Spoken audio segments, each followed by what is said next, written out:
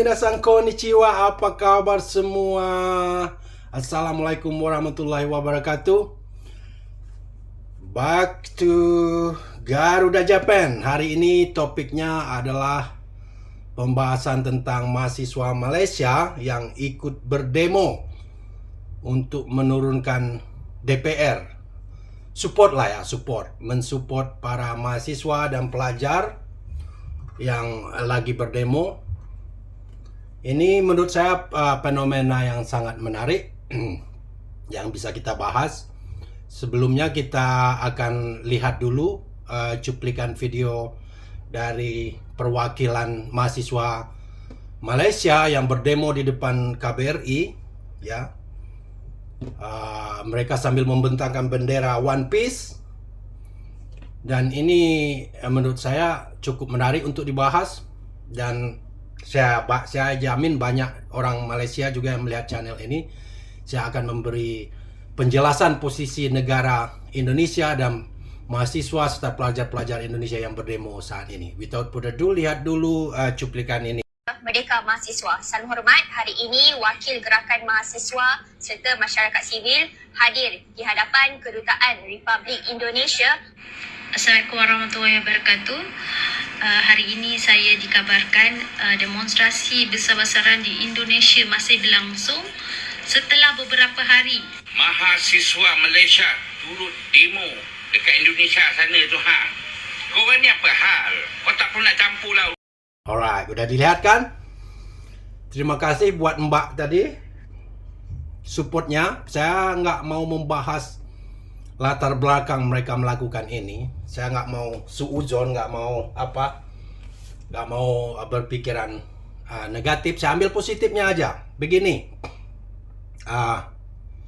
satu sisi saya ingin memberi terutama untuk pemirsa dari Malaysia. Saya yakin ada yang nonton channel ini juga, banyak juga. Begini, posisi antara dua negara kita itu sangat berbeda. Di Malaysia itu kerajaan yang monarki, ya kerajaan, sementara kekuasaan penuh mereka itu parlemen mereka, perdana menteri itu begitu tidak berkuasa penuh dalam keputusan. Justru raja-raja mereka yang punya kekuasaan, ya. Dan di Malaysia itu tidak seperti di Indonesia, sangat berbeda dasar negara kita, ya. Di Malaysia itu media aja masih dibungkam, diatur. Banyak sekali hal-hal yang tidak diketahui oleh rakyat Malaysia. Contohnya aja pemberitaan tentang Indonesia itu 60-70% negatif itu di Malaysia, untuk memberi image bahwa orang Malaysia, negara Malaysia jauh lebih maju, bla bla bla, sehingga rakyatnya tidak perlu merasa resah dan terkesan seperti katak dalam tempurung, banyak tidak tahu informasi, ya. Jadi beda sekali dengan Indonesia. Indonesia itu demokrasi itu kekuasaan di tangan rakyat. Sementara Indonesia juga merdeka berdasarkan perjuangan. Jadi genetiknya orang Indonesia itu, mereka pejuang, mereka nggak mau ditindas. Jangankan oleh bangsa lain, bangsa sendiri aja. Contohnya aja, bangsa sendiri, wakil rakyat sendiri yang sudah menyimpang arah, itu mereka demo, mereka protes. Ya, inilah yang terjadi. Yang menariknya yang di demo sekarang ini bukan hanya mahasiswa. Itu saya lihat cuplikan-cuplikan sangat menyentuh menurut saya. Anak-anak SMP, STM, SMA juga ikut demo. Anak STM ini, ya, yang notabene kita tahu mereka biasanya sering bentrokan dengan sekolah lain, STM lain. Sekarang mereka bersatu. Dan saya salut, saya melihat satu cuplikan video, mereka malah sungkem ke polisi sebelum demo. Ya, ini sangat menarik. Jadi teman-teman di Malaysia yang demo itu, ya, mulai dari SMP juga ada. Itu junior high school. Itu 7 grade lah, ya. Terus SMA, STM itu setingkat SMA. Mereka senior high school. 10, 11 grade. Grade 10, 11 lah mereka. Itu mereka masih muda sekali, masih belasan tahun umur mereka. 16, 17, antara 15 sampai 17 tahun umur mereka. Begitu mereka mengorbankan, mempertaruhkan nyawa mereka, berjuang itu demi bangsa mereka. Itu hebatnya generasi muda. Dan saya diaspora yang tinggal di Jepang, saya respect, saya menghormati perjuangan kalian, adik-adik sekalian.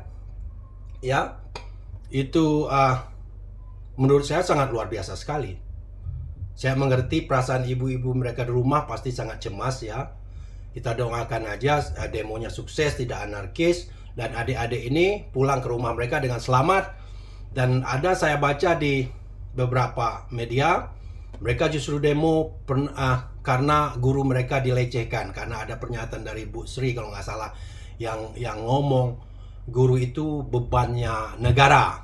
Nah, ini saya secara my personal opinion saya nggak setuju, karena adik-adik saya juga banyak jadi guru ya. Itu yang jadi beban negara itu DPR itu. Anggaran-anggaran digrogi. Tengoklah rumah-rumah mereka yang dijarah sekarang.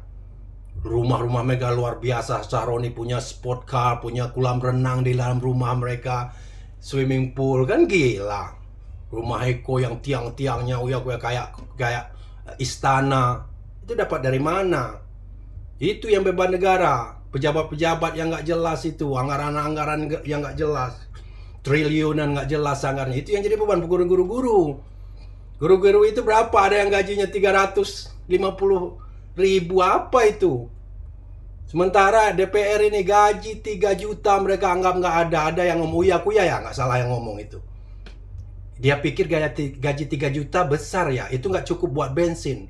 Itu sombong sekali. Perkataan Anda itu menyakiti rakyat. Uya-kuya ya ngomong itu. 3 juta sehari buat Anda mungkin kecil, tapi buat rakyat besar. Itu guru honor ada yang 350.000 gajinya. Ya, 3 juta nggak cukup buat bensin. Songong sekali lu. Dia ngomong jadi artis, saya dapat 10 juta jadi artis aja. Ngapain jadi DPR? Ngapain kemaruk jadi PR? Susah-susah menjilat suara rakyat. Jadi artis aja kalau memang saya jamin nggak dapat kamu 10 juta setiap hari seperti di DPR. Ya. Perkataan-perkataan orang ini yang bikin ini Eko aja. Eko, nanti saya putar videonya setelah ini. Pernyataan Eko, ya. Perhatikan betapa dia defensif. Betapa dia sombong, songong, egois. Kelihatan sekali dia nggak mau minta maaf. Malah dia marah. Kelihatan dia marah. Defensif sekali dia. Cara pernyataannya. Perhatikan ini perkataan Eko. Takut joget lagi saya nanti. Kalau saya joget viral malah ntar ya. Permintaan maaf Eko Patrio setengah hati. Kini kembali sindir rakyat. Kalau saya joget viral. Sebuah pernyataannya. Bukannya meminta maaf, Eko justru menyindir netizen yang telah mengkritiknya. Sebelum memulai pidatonya, Eko mengaku takut untuk berjoget, pasalnya kalau dia berjoget maka nantinya bakal viral. Jangan jauh-jauh, kalau jauh ntar saya goyah lagi. Apalagi tadi ngelihat joget, takut joget saya. Kalau saya joget viral malah ntar ya. Katanya dikutip Instagram Selasa, 26 Agustus 2025. Sayangnya, bukannya dinilai lucu, pernyataan Eko ini disebut menantang dan menyinggung rakyat yang menyoroti kerjanya sebagai anggota DPR RI. Kritikan tajam kembali dilayangkan oleh netizen kepada pria yang memulai karir sebagai komedian ini. Bukannya DM malah banyak ngomong, kata netizen. Sementara itu, pengamat politik dan ekonomi, Heru Subagia, merespons permintaan maaf Sekjen PAN, Eko Patrio terkait aksinya berjoget dengan musik horeg yang memicu protes publik. Dikatakan Heru, permintaan maaf tersebut tidak tulus dan justru terkesan defensif.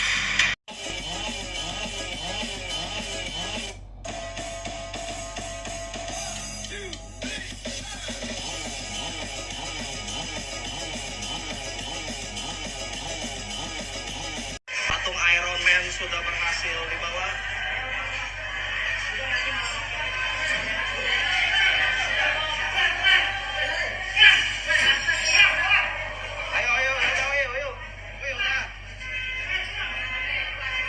Nah, udah lihat kan? Oh, nanti saya joget viral lagi sama kacamata. Memang nggak ngeh nih orang begini di DPR. Nggak ada sensitifnya. Yang saya lihat di situ bukan minta maaf. Itu jelas dia marah. Jelas seperti egonya kena. Egonya itu tersentuh oleh rakyat. Kayak raja ini para DPR ini. orang karyawan rakyat malah songong begitu. Kelihatan sekali Eko ngomong. Nanti saya joget viral lagi. Jelas dia nggak ada ininya, nggak ada. Kelihatan. Paling parah nih Eko. Uya-kuya. Ngomong, wah jangan samakan gaji kami dengan rakyat jelata. Emang lu siapa rakyat jelata? Si Saroni ngomong hanya orang tolol sedunia yang membubarkan EPR. Nah, rasakan sekalian. Tuh. Saya nggak mendukung ya. Yang saya nggak support secara, tapi dalam hati saya deep down saya nggak bisa naib. Saya ikut senang dikala rakyat menjarah rumah Saroni, menjarah rumah Eko, Yaukuya lagi sekarang itu yang. Itu bos kalian yang datang. Tadinya ini orang-orang ini merasa untouchable, merasa udah kaya, crazy rich, punya kuasa, udah nggak bisa dilawan lagi. Sehingga mereka ini, siapa? Mbak Salsa kemarin itu sempat keluarganya katanya mau diancam juga. Udah kayak gangster. Sekarang mereka baru tahu. Enak-enakan Eko pergi ke luar negeri. Eko pergi ke Cina sekarang shopping. Dapat duit di mana itu? Saroni lari ke Singapura. Dipikir dia aman, rumahnya tinggal. Rumahnya nggak, bawa sekalian rumah tuh aman. Tuh, kalian tahu betapa kayaknya ini contoh, ya, rumah Saroni ini contoh buat koruptor Indonesia. Kalau undang-undang perampasan hak korupsi itu nggak dilakukan, ini udah dilaksanakan oleh rakyat Indonesia sekarang. Itu contohnya. Dan saya yakin efek jerahnya luar biasa. Saya salut dengan demo ini. Anak-anak ini masih muda. Mereka cuma menjarah rumah, mau hancur leburkan rumah. Mereka nggak bakar-bakar. Saya nggak kebayang kalau dibakar, rumah sekitarnya ikut terbakar kan. Itu. Jadi buat teman-teman yang demo, stay fokus. Arahkan kalau tepat sasaran lah. Jangan bakar gedung-gedung DPR nanti. Jika mereka itu nanti bikin anggaran lagi, minta duit lagi. Nah di sana mereka korupsi lagi. Korupsi Indonesia tuh parah, dana bos untuk guru aja dikorupsi. Saya ini udah tahu. Ya, cerita, adik-adik saya banyak guru cerita mereka. Sebelum dana itu sampai, itu udah dipotong, udah ada yang minta jatah ke kepala-kepala sekolah, kan kasihan mereka. Ada. Sampai sekarang. Itu daerah-daerah apa Jambi, daerah semua seluruh Indonesia pasti ada. Dana bos itu untuk guru-guru honor itu. Itu masih dikompasin, dikuras oleh orang-orang atas mereka yang teragih sampai ke dana-dana pembangunan sekolah apa itu. Kasihan kepala-kepala sekolah itu udah dipatokin, udah dipalakin. Gila kan? Itu berlanjut sampai tingkat atas. Kenapa nggak? Bahaya negara kita. Rakyat yang bayar itu duit rakyat. Dari pajak. Saroni di rumah pakai swimming pool. Lihat rumahnya Eko yang dijarah itu.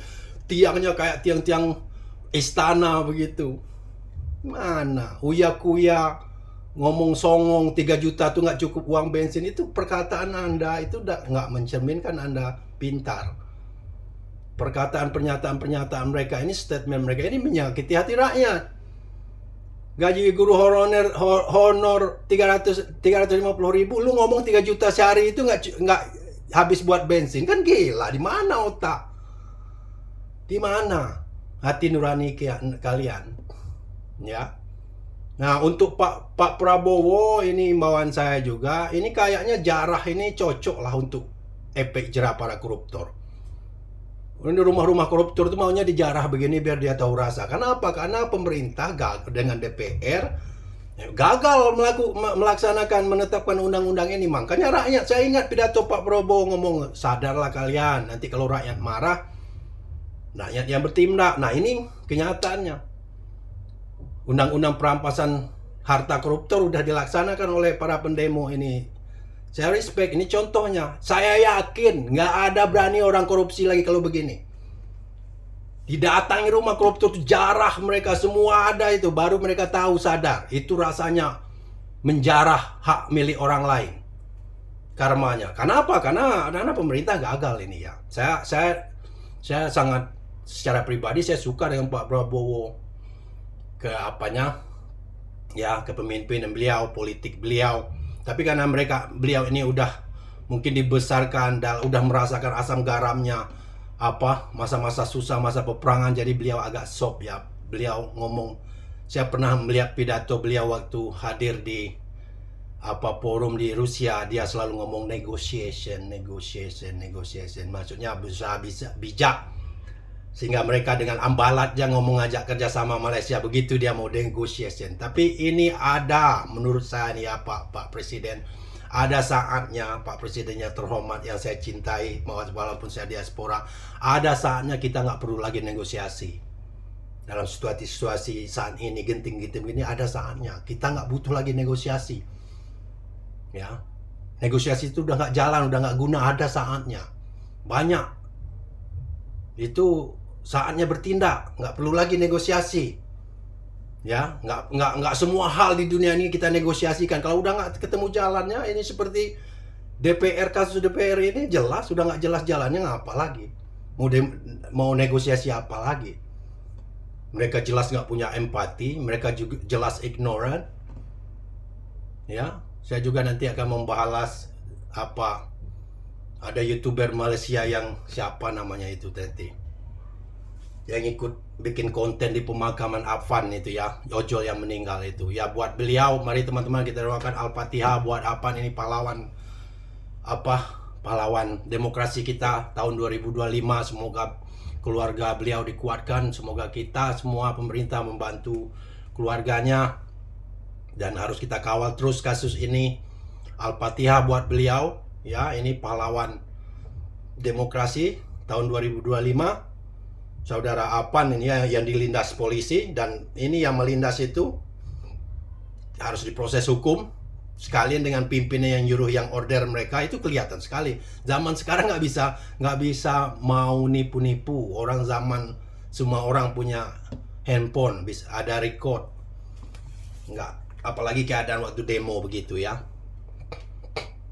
Begitu saja Garuda Jepang buat teman-teman yang demo.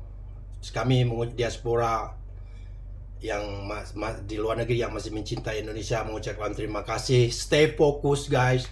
Ya, jangan jarah atau jangan anarkis, jangan melakukan pembakaran ke mall, ke bisnis-bisnis, jangan. Kalau kalian ke orang-orang yang kalian tuju itu tepat sasaran lah itu ya.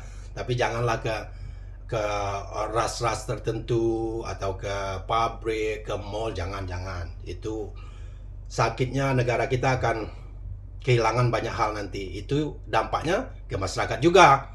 Contohnya di tempat saya bekerja aja, yang mau, kemarin saya bikin video itu bukan yang mau invest di green energy, mereka udah mulai ngeh-ngehan, mulai mereka bertanya dengan saya, kenapa itu yang mau invest di mereka tertarik dengan biodiesel, bukan biosolar ya, kemarin saya salah, itu biodiesel, itu yang minyak bahan bakar yang bisa dibuat dari kelapa sawit, mereka tertarik.